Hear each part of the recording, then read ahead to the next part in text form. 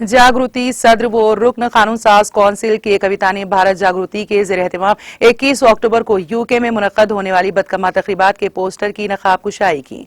वाज़ेह है कि गुज़िश्ता कई सालों से भारत जागृति के ज़ेर एहतमाम मुख्तलिफ ममालिक में बदकमा तकरीबात मुनक्कद की जा रही हैं। इसके एक हिस्से के तौर पर हर साल भारत जागृति यूके सेक्शन मेगा बदकमा के नाम से तकरीबात का एहतमाम करता है। मुंतज़मीन ने बताया है कि इस माह की 21 तारीख को मुनक्कद होने वाली तकरीबात में तेलंगाना और तारिकीन वतन हिंदुस्तानियों की बड़ी तादाद शिरकत करेगी। इस मौके पर बात करते हुए रुकन कौंसिल के कविता ने कहा कि बैरून ममालिक में भारत जागृति कारकुनों ने बदकमा को बैनुल अक़वामी सतह पर पहचान दिलाने के लिए बहुत मेहनत की है। उन्होंने कहा कि उन्हें खुशी है कि तेलंगाना सकाफती रवायात के त्यौहार मुख्तलिफ ममालिक में मकबूल हो रहे हैं। कलवा कुंटला कविता ने भारत जागृति यूके यूनिट को मुबारकबाद दी कि उन्होंने बदकमा की तकरीबात में शिरकत करने वाली खवातीन को हैंडलूम साड़ियां मुफ्त तकसीम करने का फैसला किया।